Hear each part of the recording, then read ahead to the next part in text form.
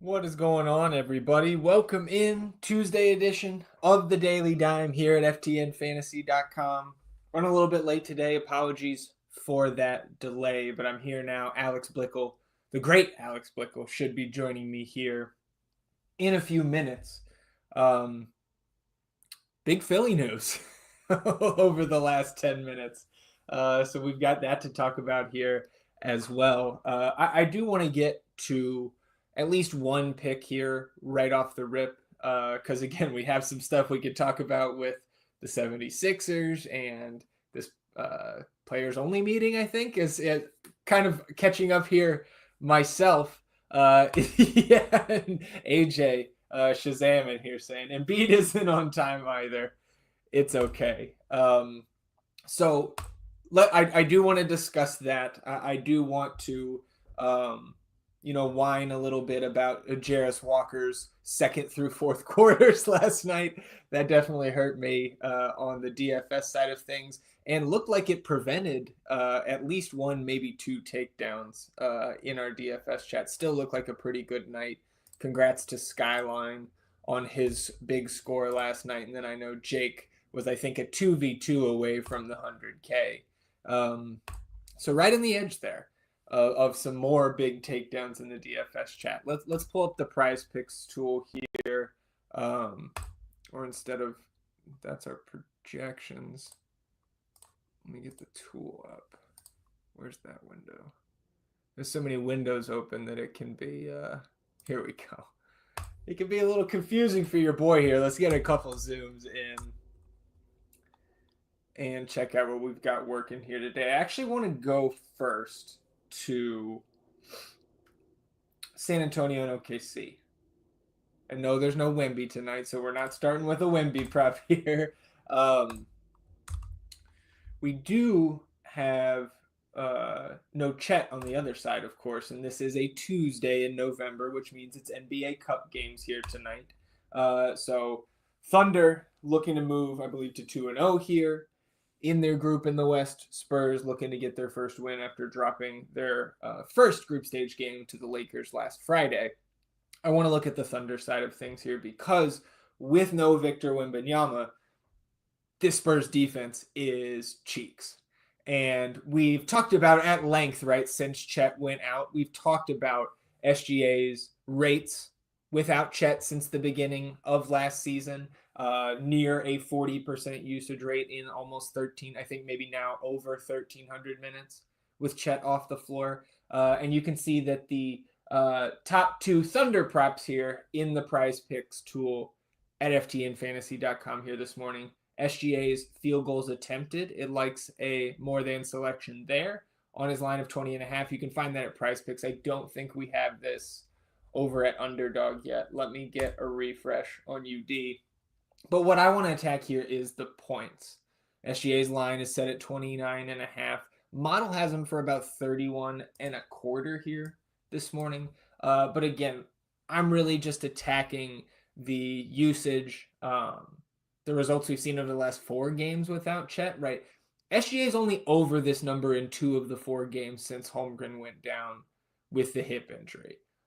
But the 2 misses were 28 and 29 points and slightly blowout related as well, where SGA didn't get his full allotment of minutes. And right, that could certainly happen here tonight. But we see even in those instances, in this small sample size, he's right at this number. So I'm looking at the 22.5 shot attempts, 8.5 free throw attempts per game over those 4.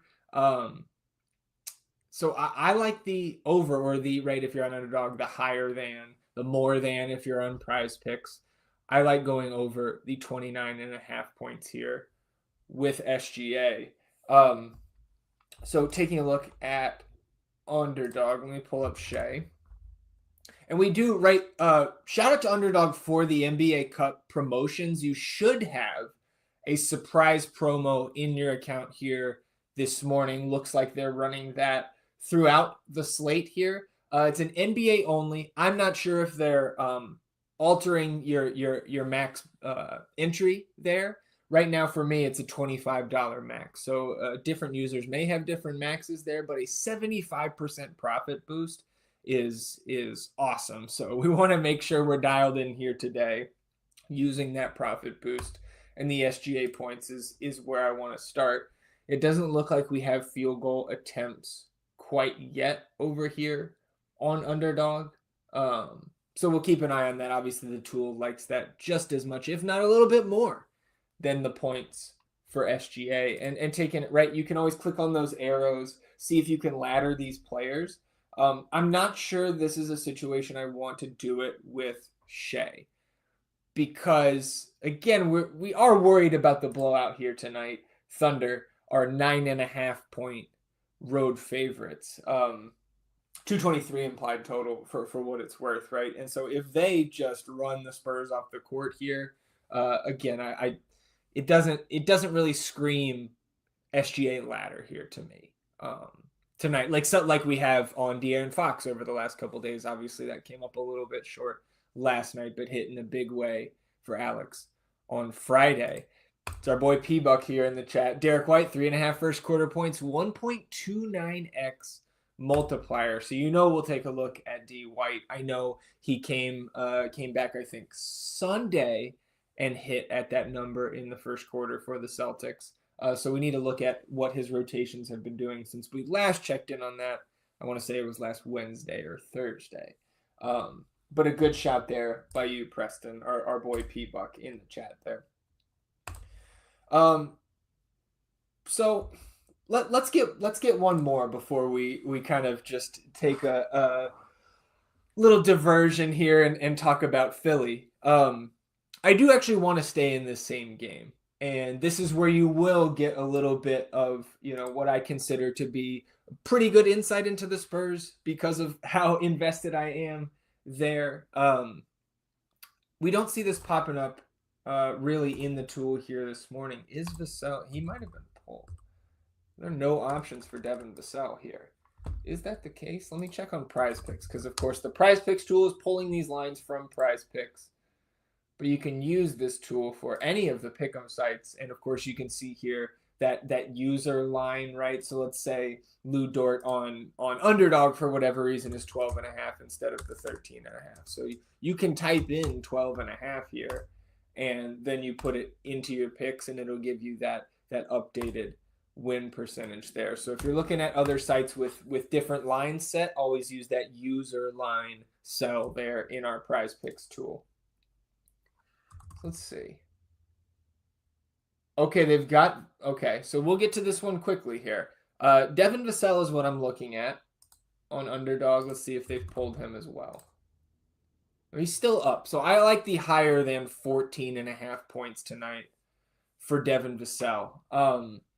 Again, Victor Wembanyama doubtful, so we're expecting to not have Wemby here tonight. And I haven't been able to find confirmation one way or the other. Maybe I missed that confirmation if it has come out since Saturday night. Vassell sat out the back end of the Spurs back-to-back on Friday, Saturday. And this will be his 5th appearance this season returning from that foot surgery, the second foot procedure he had to have in the offseason. Right, this is a guy who was a 20-point-per-game scorer next to Wemby last year. It was slightly below. I think it was 19.5 points per game last year. But he's come off the bench in these 4 appearances so far, averaging 16.3 points so far in this small sample. He's over in 3 of the 4 appearances, and his one miss was 12 the second game. Lost at least 2 minutes there at the end for a blowout. But I think what really makes me like this tonight is not just Wemby being out, right? So Vassell, since the start of last season, when Wemby, obviously his rookie year, 23.4% usage over that span. With Wembanyama off the court, that usage goes up to 25.6. So it's not this giant jump that you see with some of these players when a star goes out, but that's still a nice little cookie for us looking at Vassell here. I think that he could get the start tonight because Devin Vassell is really the only other player on this. Sorry, getting a message here. Okay. He's going to be a starter. He's the only other guy outside of Victor Wembanyama that can consistently create his own shot on this team. So at some point, he's going to get back into the starting group. I think it could be tonight. he could still come up short, right? I wouldn't be surprised if that minutes limit goes from like the 24-25 that we've seen the last 2 times he's been out there on the court, all the way up to his average of like 32-33, what we saw last year. But somewhere in between, and this line is way too low for me. So I like to attack the Devin Vassell overs here in his points at 14.5. Again, you can find that right now on Underdog, but it looks like Prize Picks has taken it down. You can only get Devin Vassell demon picks right now over there on Prize Picks. So 19.5 points. I don't think I'm going that far. It's not the craziest thing I've ever seen, but I do feel really comfortable, even in a tough matchup, right?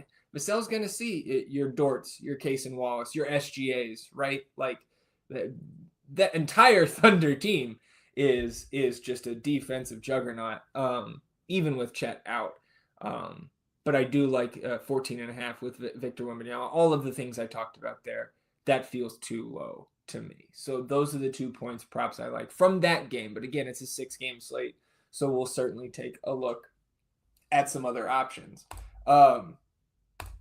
Okay, I want to talk just for a few minutes about what's going on here. Let me catch up in chat on this Philadelphia issue. In the meeting, Maxey challenged Embiid to be on time to team activities, calling out the former league MVP about being late for, quote, everything, and how it impacts the locker room. From other players to the coaching staff, sources briefed on the meeting told ESPN.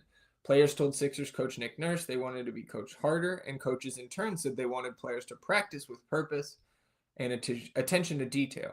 Embiid accepted the messages sent in the meeting, sources said, but he stated he is confused about what the Sixers are attempting to execute sometimes on the court. I can't wait for Alex to get here now so we can discuss his thoughts here. I'm sure they are not great, right? We know we've heard from Alex that he is he's tired of this team, I think, and this is certainly not going to help those sentiments. I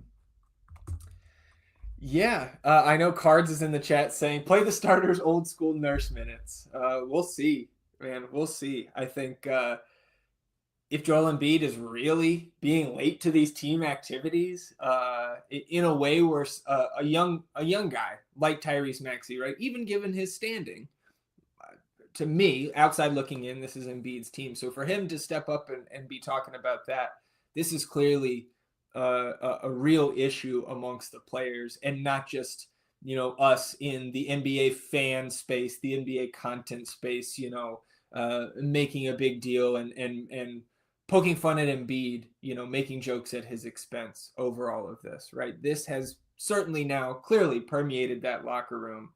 And, like I said on the FTN Fast Break yesterday with Mike Randall, I imagine Paul George is feeling some type of way about his decision. Not that he left LA, because I don't think he'd be that. Clearly, he wasn't happy with the Clippers situation, but not great. Not great, Bob. Okay, let's pull up these Celtics rotations. I want to get to Old Reliable here. Third Derek White first quarter props. Of course, the Celtics took on Toronto. I believe that was the Sunday game. That was Saturday night. Maybe even Saturday afternoon. We had Kata starting that one, right? We were without Drew Holiday. Drew Holiday will be back tonight. Doesn't look like Mazzulla was doing too much different with Derek White there, right? He got his 6 minutes, and then we had Jason Tatum play the full 12, 13 points there, almost 40% usage in that 12-minute span. Took 6 shots. Al Horford got 9 minutes of run in that one. We had Derek White, the previous game against the Nets, pick up those fouls, right? That was the last time we were on Derek White, I think, at this plus number against the Nets. And then he did, in fact, come back in with 2 fouls at the end of the first quarter, rather, and immediately picked up a third. So I do think we should continue to approach this Derek White first quarter rotation with the 6.5 minute first run, and then coming back in to bridge the first and second quarter. So I do like this even in the matchup against the Cavs tonight, right? Undefeated Cavs. This is the game of the night. Maybe the game of the season so far, with the defending champs taking on Cleveland, right? NBA Cup game. This is probably going to determine who wins this group, potentially who advances into the knockout rounds. And of course, Cleveland, with a win tonight, would become the second best start for a team in NBA history, trailing only the Warriors from 7 or 8 years ago, where they won their first 23 or 24 games. Right now, Cavs tied for second best in NBA history with the 15 straight wins to begin the season. I mean, this one's going to get up and down. It is a 5.5 point spread in favor of the home team, Celtics, but again, the highest implied total on the slate. And like Preston pointed out, right, we can get Derek White. Right now, it's going to show, at least on my screen for Underdog, it's going to give you Derek White 2.5 points, and the higher than selection is 0.88x, right? So you click on those arrows next to that line, you take it up to 3.5, and that gets you the 1 point. Let me get there myself, struggling with the arrows here. The higher than selection, 1.29x. I definitely like that one. I imagine Alex will as well when he jumps in here with us. Getting some NBA stuff here. Oh, Joe Douglas gets fired in the Jets. Yeah, keep blaming everybody but the quarterback there. I don't know if we've got any Jets fans tuned in, but I don't know, man. I think your problem is under center. Maybe the guy who has a worse winning record than Zach Wilson with the team. Maybe he has something to do with it. I don't know. So definitely like that Derek White prop there. Hey, good to see Cards in here. Anything you like in this game that is not first quarter? Oh yeah, right. I remember you mentioning that card. So not available to you. Let's see what the tool has. Okay, Donovan Mitchell. A lot of lowers here on this first page in the tool. Unders on 3-point attempts, field goal attempts. I don't think Underdog is giving us those at this time. At least at this point in the morning. Let me pull it up. No attempts props yet, but right, it likes an under on the spider points at 26.5. Has him coming in right around 24. I don't hate that, right? Like if we're thinking about this game ending up on one end of the extreme or the other, I think Celtics blowout would be the way that I lean. Certainly 5.5 point home favorites here. So I don't hate that. And there you go, Cards. The great Frank Brank, right? Frank is, for those of you who don't know, Frank, the head of our of FTN data here, and a pretty darn good, better NBA, NFL, all the sports as well. You can follow him on X. You can see his work on the site as well. So Frank Cards, right, saying that the model likes the under here on that 235 total as well. So maybe something you're able to get to where you're at, right, instead of some of these first quarter props that I'm looking at. But if you're just looking for props here, right, the model certainly likes the spider under there, or the lower, right, if you're talking about Underdog vernacular. Likes the lower on Jaylen Brown's points as well at 25.5.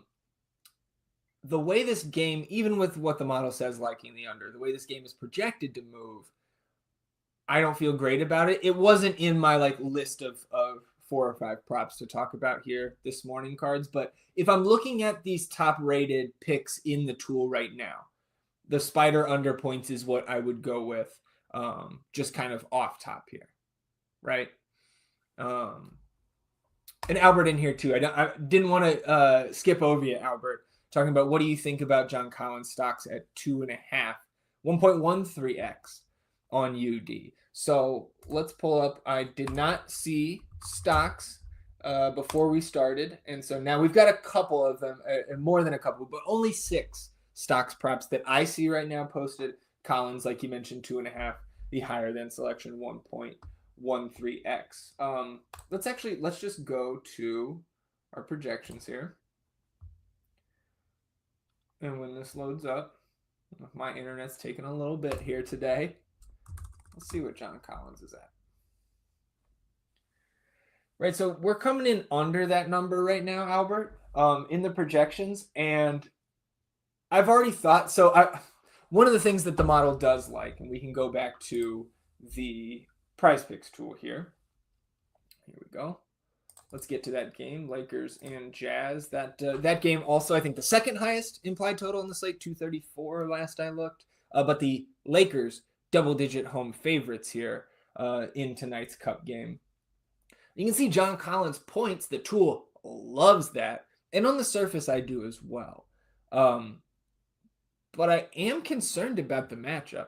And the double-digit spread doesn't make me feel... It doesn't make me feel warm and fuzzy that the Jazz could certainly get run off the court here tonight by the Lakers. The Lakers have been fantastic over the last couple of weeks, right? Won, I think, 3 games to start the year, couple stumbles then after that, but... got right back up. I want to say they're tied for 3rd in the West. They've won like 5 or 6 in a row. Let's see the standings. Yeah, winners of 5 straight. Game and a half back of the 1 seed.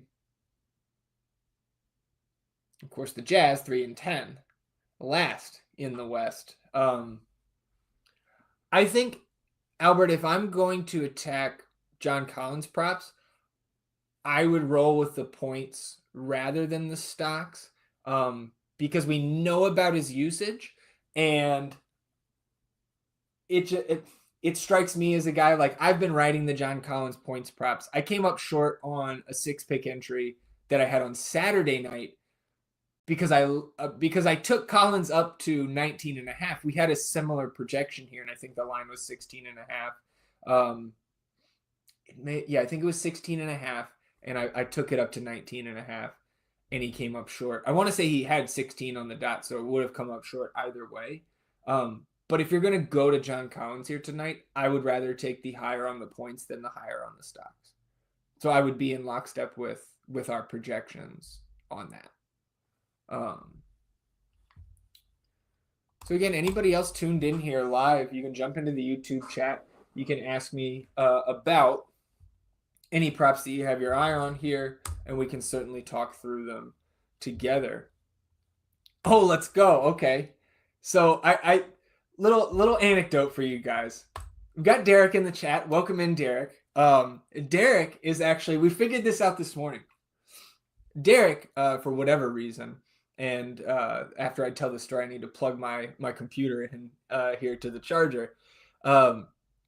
Derek and I are in a fantasy football league together, 53-man rosters, full-on just franchise dynasty salary cap league. It's the greatest league in the world. Derek can back me up on that. But this morning, Derek told me that he just found FTN. It wasn't through me, even though I've mentioned FTN in our league Slack chat before, Derek. So he just found FTN and saw my face here.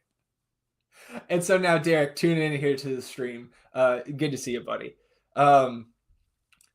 He says, I've always been eyeing Austin Reeves' rebounds, seen 6 rebound games frequently. Any thought on Reeves' rebounds plus assists? Utah's generally weak against the guard positions. So that a good question here. Let me pull up Austin Reeves on my end. Let's see what his lines are at. We can also, in the Prize Picks tool here at FTN Fantasy, you can also not just filter by event in the tool, but you can filter by the player. And so right now, that rebounds plus assists line, we've got projected 9.46 together. So it's not loving either of those. Let's see what his lines are at, though. Oh, boy.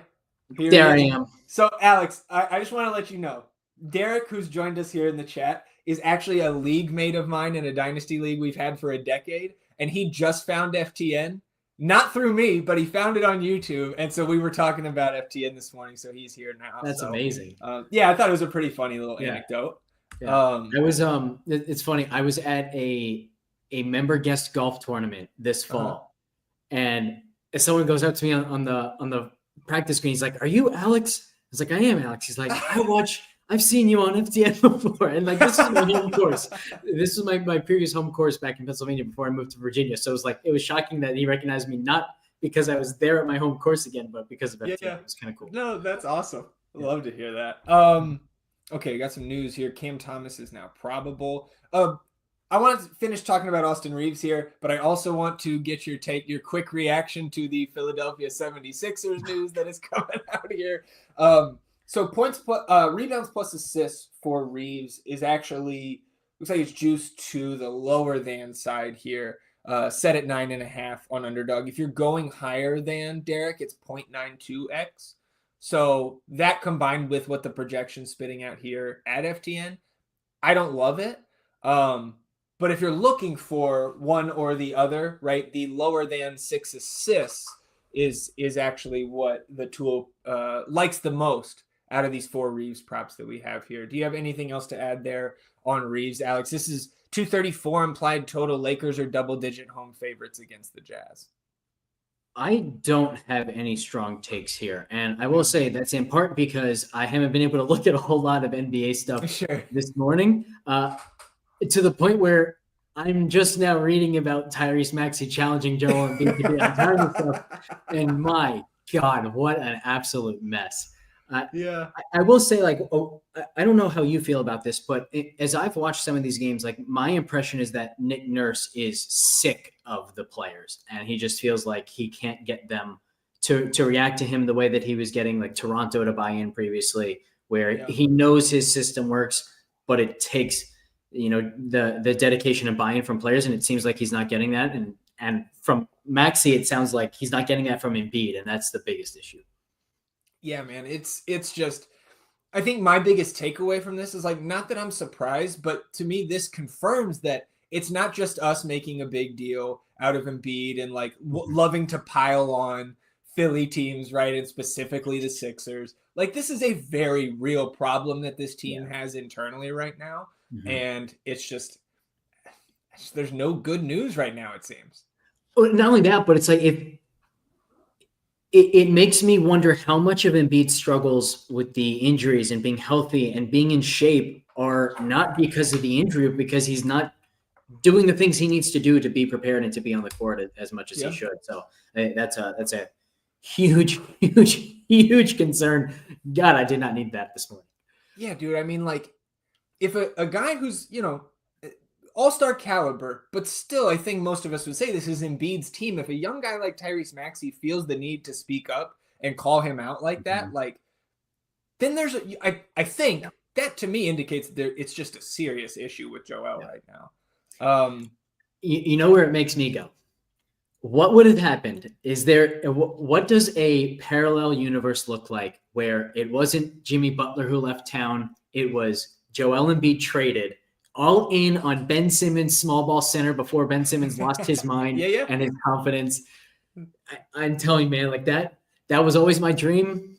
And every year I feel like it just becomes more and more like, man, there was something there that we should have explored a little bit more. Yeah. It's not like, right, if you make that decision at the time, right, does Ben Simmons maybe crater the way his career kind of has? Sure. But what are you giving up? Like, what are you risking your second round playoff appearances, right? Like, right. I don't know, man. Well, we can certainly discuss that more at a later date. Derek, appreciate you tuning in here, man. 53, best league in the world. I'm telling you. So I already talked about, I like the SGA higher than 29.5 points. On the other side of that game, I think Devin Vassell's points prop of 14.5 is too low. So I took the overs on both of those. P-Buck was in here pointing out that Derek White's 3.5 first quarter points line here tonight, Alex, now 1.29x.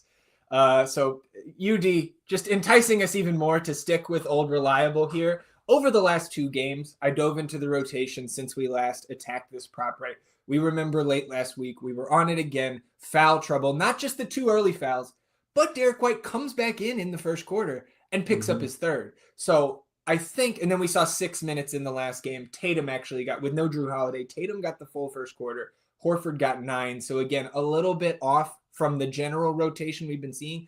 I still think we should project the 6.5 minute run and then the bridge of the first and second quarter. So I still like that. That 3.5 line, especially with the 1.29x. So I have that in right now as well.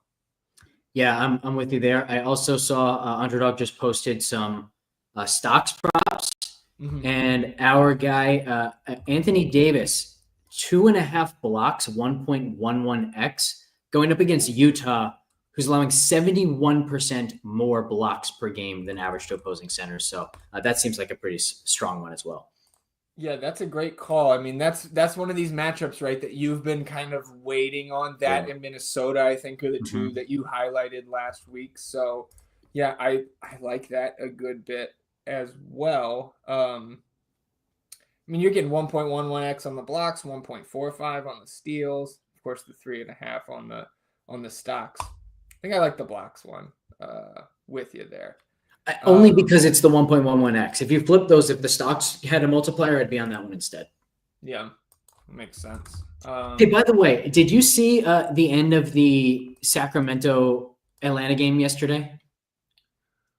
I did not. No, I was watching on the play-by-play though. It wasn't by a screen. The final play of the game, Fox is driving left, and I don't know if you saw, but the last thing I posted in the Discord for Underdog was a combination of Fox over 4.5 turnovers with Dyson Daniels over 3.5 stocks. And now, because Grady Dick didn't get there, it wouldn't have been a 6 for 6, but it was a 4 for 6. Mm-hmm. Fox drives down the left side. He's at 4 turnovers, so he needs one more to go over.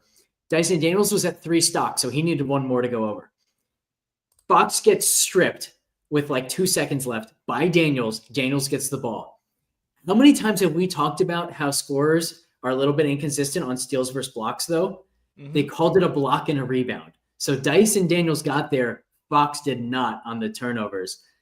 If that had cost me the 6 for 6, I would have been so mad because it was a strip before he went up for the shot. That thing should have been called a steal. So really cool, though, to see, like, number one, the correlation of that play out perfectly on the last possession. Yep. And then actually a little bit of relief that didn't cost us the big win. Did get another $1,000 hit in the NFL streets, though, so that was cool to see as well. Yeah, you love to see that. I know the Nico Collins, right, was your favorite prop. I know that hit. Mm-hmm. Just like the base longest reception there, right? I believe is what you guys were talking about last night. Man, and if I can just, bitch, moan, and complain a little bit here. I already did that for Jarris Walker on the DFS side of things last night. But Grady Dick, 13 points at the half. Didn't he finish with 13? He finished with 15, but he missed a million shots and turned the ball over a million times in the second half. Oh, man. First time I'm on the guy all year. Yeah. What a dick. I was only watching the live play-by-play on ESPN.com, and I was like, God damn, this guy's going to get benched. It was everything was like, Grady Dick misses, Grady Dick lost ball turnover, Grady Dick misses, lost ball turnover. Good God, dude. Oh, man. There is one other prop I wanted. We kind of touched on John Collins. Albert was asking about his stocks with the multiplier. I said that I would prefer to attack his points, which is what the model indicates as well here this morning. Really likes the points over. I'm not as high on the points over for Collins here for all the reasons I mentioned prior, but the other one I did want to highlight here this morning is Zaire Williams, and his rebounds prop was set at 4.5. As we've been live here, we actually got news that because he was probable, so we expected him to play, but he's listed available here now, and Cam Thomas was also listed probable. So Zaire Williams on the year, right? Averaging 4.7 rebounds per game in his 21.9 minutes. So that doesn't stand out on the surface, but when he's played 23 or more minutes this year, he's over in 4 of 6, and he's averaging 6.5 rebounds in those games, and he started the last 2. I would expect him to continue to start here with Nick Claxton out, Ben Simmons at the 5, 7.5 rebounds in those 2 starts. So again, this is still a very small sample size with what we're dealing here with Zaire Williams, but this is a guy that, going back to his days, his few seasons in Memphis, when he got the minutes, the rebounds were there. And the matchup against Charlotte here tonight, I think not only on paper is that a good matchup when you're trying to attack the glass against the Hornets, but with their personnel and who's out, right? They've been running small as well. So I think I really like this Zaire Williams rebound prop here this morning. You have any thoughts there? Yeah, I'm with you. I think that all sounds really good. Do you want to recap all of the picks you have now? Yeah, so what we've got so far is SGA, so Shai Gilgeous-Alexander. We're going higher than, sorry about that. I'm trying to change the camera angle on you. we've got SGA higher than 29.5 points. See, look, the underdog just sends you right to the stocks. I know. Their search function is messed up. If you search blocks and steals and then search a player, it only shows you that one thing. So and then on Prize Picks, man, and this may just be an issue. Maybe I need to clear cache and cookies or something. But if I search a player on Prize Picks, then throughout the day, it will just randomly, like I'll be scrolling through fantasy points props, and all of a sudden, then it'll go back to De'Aaron Fox props. That's funny. What is going on here, guys? Yeah. So on the other side of this game with SGA, Devin Vassell higher than 14.5 points. And one thing I did note when I was talking Vassell, Alex, is all of his regular lines are down on Prize Picks. They're only offering Vassell demons as of about 10-15 minutes ago. So I think that's probably a good indication that maybe people around the industry attacking this Vassell line here early this morning. We had Derek White first quarter points getting the little 1.29x boost on that. See, they're presenting it as 2.5. You got to go into those arrows and click that higher than 3.5. I actually was going to ask you about this before I was very late to the show. Apologies there. Do you think there's value going to the 1.44x for 4.5, just with the thought that he's chucking threes? Maybe we should go to an odd number, getting him to 5 instead, and kind of assuming that one of his buckets is going to be a 3-pointer. Yeah, I don't think I hate that. Going up to 1.44x, do you think that's rewarding us enough to give that extra point away? That's the thing. It looks like they're already pricing that in a little bit. So like the 2.14x might be, I think, the better way to go. Maybe we ladder this. We go one entry with the 1.29x, one with the 2.14x at 5.5. Hope he gets 2 threes. I think one thing I will do, I don't want to give a definitive answer now. I think I'm going to go back, look through his first quarters, see if we can see like some actual pattern in his distribution where one of these points actually makes more sense than the rest, which isn't just about looking at like, what has he done in the first quarter? It's also what are the beginning rotations of the third quarter look like, where we're actually trying to see a pattern of, where's he landing based on the 3-point volume that he has. So we might find something valuable in that regard. Yeah, when you mentioned the going all the way up to the 5.5, just to go out there and bang 2 threes, which we have seen multiple times from D. White in the first quarters this season. I do like the idea of having multiple entries, laddering him up there. Zaire Williams, higher than 4.5 rebounds. And then we could get that Anthony Davis prop in there as well. We could find a 6th one here. I was going to say we can't land on 5. I know. I mean, we could. I don't know if it correlates that well with Anthony Davis, but to get that John Collins points prop in there again, the tool loves it. I am worried about the blowout here tonight, and the matchup, like individually going up against Anthony Davis is not great, especially the way he's been playing this year. So maybe we search around for some others. But before we do that, Sheed's in here saying Tatum points at 22.5 on Prize Picks. That sounds like a taco to me, and it is Tuesday. So you make sure you want to get those. Yep. So that's our taco. That'll go to, looks like 3:30 p.m. Eastern. So you've got some time to get that one in over there on Prize Picks. And I think one question that I see pop up a lot in the Pick'em Games channel here at FTN Fantasy, Alex, is when these discounts come up, whether it's your Taco Tuesday, whether it's your surprise promo, your free square, whatever, is do we take these, right? Do you like the discounted props? And like my answer is usually like always yes. Like I'm going to usually take the extra points that these sites give me. And the tacos don't have near 100% hit rate, but I'm always going to try to take advantage of those props. Even if I don't have 5 others to get up to that 6 pick, I'm still probably going to throw in a 2 or a 3 if I can find it, just to put myself, like I'm always going to take the advantageous situations that these sites give us. That doesn't mean there shouldn't be discussion on whether or not we should take it, but man, probably 9.5 times out of 10, I'm taking it without much thought. Yeah. In fact, I think one thing you can do is just go check the Prize Picks tool immediately when you see one of those discounts. And unless we have like a strong under on the guy, that discount's going to be really good. Like every now and then there's, an instance where a guy's standard line is 22.5. We haven't projected at 18.5. And that means that the 18.5 taco is a little bit questionable. Most of the time, if we're anywhere near the standard prediction or the standard line with our projection, it means the taco is going to be great. Yeah. Absolutely.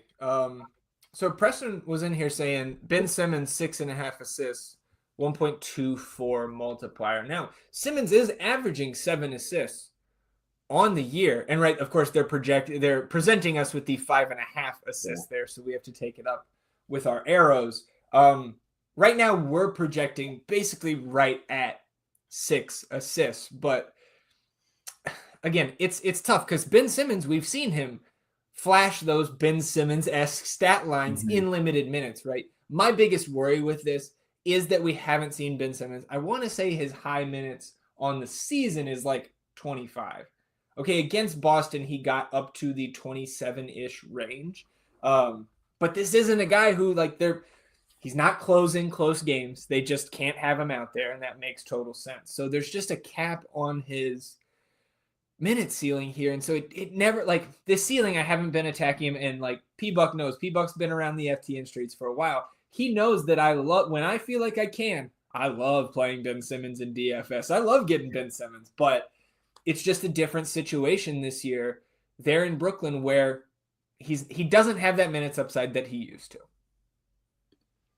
Yeah, agree there. I'll also note, in the last 3 games, his potential assist is down to 8 from 11, so not trending in the right direction for this one. Matchup, quite good. He's converting on those potential assists then, because looking at his assist totals from the last 3, 8, 5, and 12. So, which is always a little bit hot. Yeah, that's always one of my favorite things to look at is how is the guy converting potential assists into actual assists, knowing that randomness is going to be just that. It's going to be random, where that ratio should typically stay in the long run. And so when you see a guy whose assists are up, and it's not because their potential assists are up, that's something to fade. Let's see some of the other picks that the tool really likes here this morning. So one that we talked about and I didn't put in here yet, Donovan Mitchell under on his points prop. I believe it's set at 26.5. Yeah, and we've got him projected a hair under 24 here today. Even if this game stays close, the way that Cleveland has operated this year, I don't think that Cleveland staying in this game throughout the entire 48 means that Donovan Mitchell is having a big night, right? They have been able to spread out the production in large part to Darius Garland being healthy and kind of getting back to what we expect, the expectation level that Darius Garland had set for himself over his first 2 or 3 seasons, and Evan Mobley taking a little bit of a step as well. So I don't hate the lower than selection here. And it played, if we're going to say that this game goes to one side of the extreme or the other, I would certainly be on the side of a Boston Celtics blowout here tonight and ending this Cavs run in spectacular fashion. So hitting on the Derek White over in the first quarter could be the start of a potential blowout, and maybe Donovan Mitchell coming in under on that number. So crafting that narrative in our head, getting a little bit of that correlation, and following the tool's lead here, saying that this is a pretty strong lower than selection, I would be fine with that being our 6th pick here on this entry this morning. And just another reminder to everybody out there, if you haven't seen it yet already, Underdog has put out this surprise promo for NBA today, 75% profit boost. So you could click that into this entry too, and we'd really be excited headed into lock here tonight. Yeah, absolutely. Hopefully I haven't won too much in the last few days for them to give that promo to me, because I don't see it here. But maybe it's on the mobile app, which is also a good reminder to people. Underdog, for whatever reason, they have some promos that only exist on the mobile app and not on desktop, which might be a way to reach the people who only play on their phone and they think that that's a better player to target with promos. But for whatever reason, you should always be checking that out. I'd also say this Mitchell under works really well with the laddered Derek White. Let's hope Derek White comes out and hits 4 threes in the first quarter. Right now, it's even more likely to be a blowout. I'd also say I was hoping that we would get some stocks for either Mobley or Jarrett Allen so we could actually take unders on them, because Boston has just been unbelievable at diminishing opposing stocks, particularly at the center position. So I was going to have interest there, but that is not posted for either one. So we'll have to keep an eye out throughout the rest of the day. But pretty strong 6-pick play that we have here. This is all the way up at 35.8x as well. So getting some nice multipliers with this. Yeah, I like that one as our 6th pick here today. Unless you have any other props that you want to add, we can talk a little bit about the DFS slates and then go ahead and shut it down here. Yeah, I don't have any more at the moment. I'm going to do my typical run through early this afternoon, and hopefully I'll have some others to post. But for now, I'm just going to run with this. Okay, awesome. So let's talk a little bit as I get that entry in here myself. I'm going to get Donovan Mitchell in, take the lower.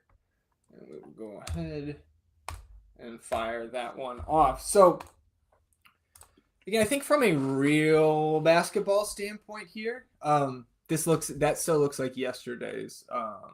Alex, I know. Yeah. So we'll get that updated here shortly. I don't think these games outside of Cleveland and Boston look all that great from just a like real basketball fan watching standpoint here. But what stands out to me, and of course to the field in terms of what this ownership is going to look like, right? Like Zach Collins is going to get some interest with no Wemby, right? On both sides, right? And I think over there on FanDuel, power forward and center eligible, which is just like, what are we doing? If we're looking at weird positional eligibilities. Now, we talked about J-Dub being center only on DraftKings last week. Jeremy Sohan is not back for San Antonio, but he has somehow moved to center only on DraftKings. So I hope that is fixed before he comes back. But talking about that front court, right? Like Zach Collins is going to pull some significant ownership, I think for good reason. If you go back and look at his game logs in starts with the Spurs, he's going to project great. But what I have a little bit more interest in here tonight, especially given the spread against the Thunder, is your old boy and now my guy, Charles Bassey, who returned from the ACL this season, right? We know how good he is on a point per minute basis. And this is something that benefited me the other night when Wemby sat out on Saturday, was playing a little bit of Charles Bassey, because no, Sandro Mamukelashvili is not playing the 5 for the Spurs this year. He has been playing the 4. He's been next to Zach Collins and next to Victor Wembanyama. Charles Bassey is getting all the backup 5 minutes, and you saw that 48-minute split between Collins and Bassey last time. Bassey is going to be the guy that gets blowout run, and he's the guy sitting near the minimum. So again, this is not like the windmill slam of the slate, but I think it's where we could maybe get a little bit sneaky. We'll keep our eye on that ownership leading up to lock, but a lower owned, near minimum price play on DraftKings. That again, from a point per minute standpoint, Charles Bassey, we've seen it already in this small sample this season. He can still do it. Yeah, you know that meme of like the guy sitting back in his chair, and then he sits up with the controller in hand because it's like, time. Yeah, that's me when you said this morning, Charles Bassey slate. Yep. I'm always in on the Bassey slate, so I can't wait for that. We also have this question here from HP Cards asking about pick 6. We can tell you guys they're reevaluating the payout structure for NBA specifically, so I don't know when that's going to update, if they're going to make any changes, but it was good to hear from them. Hopefully the NBA pick 6 product is on par with the underdog product sooner than later. Yeah, it seems like they are getting the appropriate blowback from the industry for the changes that they made. So we'll keep you guys updated. Having talked to them, like it made plenty of sense for NFL, the changes that they made, because they were going to get so many instances where the rate wasn't going to be 40% because they are giving up minimum payouts. I personally don't like having to change the optimal strategy away from going from those big payouts instead of targeting the smaller payouts, but I'm not the typical customer, so I can't be mad at that. Whereas in NBA, it just kind of hurts the whole product. So hopefully they make that change again soon. Well, as we're talking just through the few points we wanted to hit on from a DFS perspective, I didn't want to pass this up either, Albert. You said, when you're setting your DFS lineups, what's your process? Do you look at expected points first, GPP scores, ownership, trying to improve my process? I think for me, Albert, and Alex, obviously, I want you to add what you would do, because, again, I come really approaching it from that MME perspective, and you're more of a single entry player. I'm paying attention to all of those things, but in terms of the first things I'm doing in the morning, Albert, and you may already be doing this, is I'm looking at injury reports. Then I'm looking at, what are the lines saying? Like this morning, right? We've got Memphis 4-point favorites against Denver and a questionable Nikola Jokic. Like, that to me says this is exactly the line how it opened the other day when these two teams met. It was Memphis by 4.5. Jokic goes out, and then all of a sudden it's Memphis by 6.5.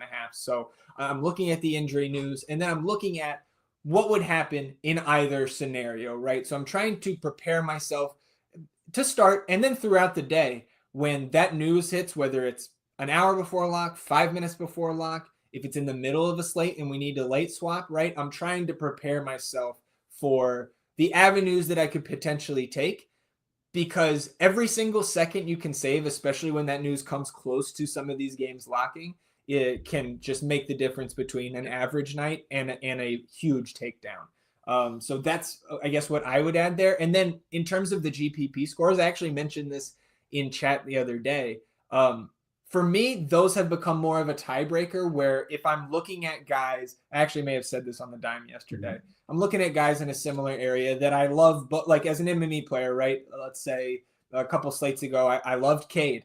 I loved LaMelo Ball, right? There was other guys like a Brunson, a Donovan Mitchell, kind of in that 8K range, a Halliburton, right? I'm using those GPP scores to make my decision on, okay, am I going to have, let's just say to make the numbers easy, right? Am I going to run 50% LaMelo and 50% Cade in my 20 max? Or if I look at the GPP scores and that loves Cade a lot more than LaMelo, maybe I'm going 75-25 in those lineups. Again, right? Like I'm probably not going that heavy on those spend ups, but just to try to communicate the point. I hope that helps a little bit, Albert. Yeah, I like all of that. I think the other thing I would add is I use them in, I think, 3 different ways for NBA. The first is I like sorting by ownership. So the most popular to the least popular, and just finding who are the most popular plays on the slate that we have as under-owned, which means they're going to have a positive GPP score. So I like to find the best chalk in that regard. Then I like to find the guys who can break the slate. Who are the best GPP scores that I want to sprinkle around the best chalk? And then the last thing I look at is who are the guys I want to actively fade. So the worst GPP scores on the slate, the guys I want to actually leverage, like let's say Jason Tatum has the worst GPP score on the slate. That makes me want to go play Jaylen Brown and hope it's a Jaylen Brown game and Tatum fails because Jaylen Brown goes nuclear or something like that. So I'm looking at it for leverage. I'm looking at it for those slate breakers, and I'm looking at it for the best chalk.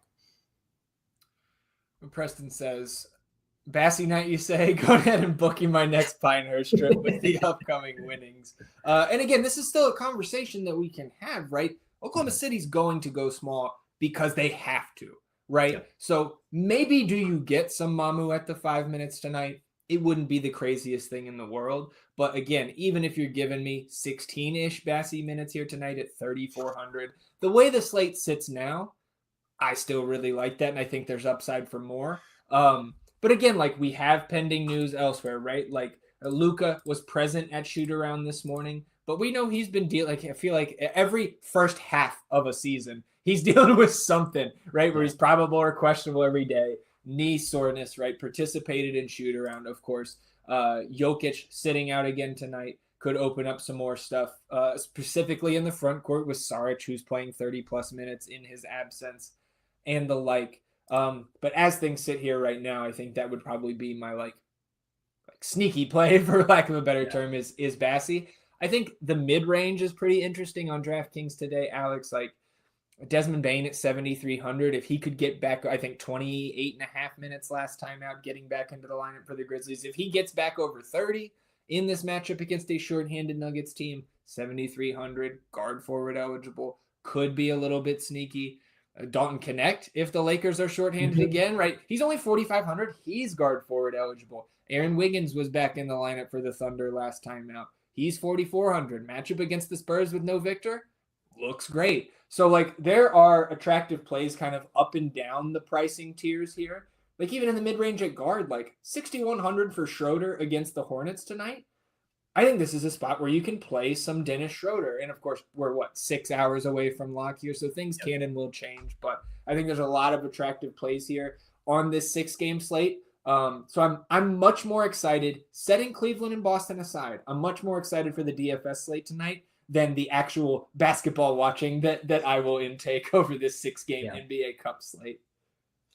Yeah, I agree with all that. I'll also say Before you guys jump out of here, make sure you hit the like button. If you're tuning in late, we already put a full 6-pick play for Underdog here on the show, so you can tell that. You can tell your favorite 3 from it, whatever you want to do. Go check those out. We also put that, and we will put any more plays that we come up with throughout the rest of the day in the Pick'em channel of our FTN Fantasy Discord. Anything else from you, Zach?